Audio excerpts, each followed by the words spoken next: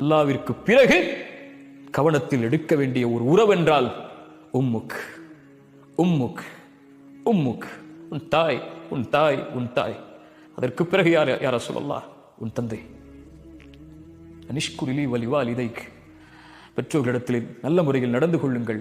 என் சகோதர சகோதரியை, எனக்கு நான் சொல்கிறேன், நம்முடைய தாய் தந்தை நமக்கு செய்த அருளை போன்று அல்லாஹுடைய அருளால் வேறு யாரும் இந்த உலகத்தில் நமக்கு எந்த அருளையும் செய்துவிட முடியாது. ஒட்டுமொத்த வாழ்வையும் நமக்காக கொடுத்து நம் நலனை மட்டுமே குறிக்கோளாக கொண்டு வாழக்கூடிய உறவுகள் அது. குறிப்பாக தாய் தன் எதிர்பார்ப்புகளை, தன் ஆசைகளை, தன் எண்ணங்களை, தன் வயதை, தன் வாழ்க்கையை, ஒட்டுமொத்தத்தையும் தன் பெற்றெடுத்த பிள்ளை நலமோடு இருந்தால் போதும் என்று கழிக்கக்கூடிய ஒரே உறவு இந்த உலகத்திலே தாய் மட்டும்தான். அந்த தாயை நோவினை செய்து, அந்த தாய்க்கு சேமத்தை கொடுத்து, அந்த தாயை தள்ளி வைத்து விட்டு, அந்த தாயை உதறி தள்ளிவிட்டு எந்த ரப்பை வணங்கப் போகிறோம்?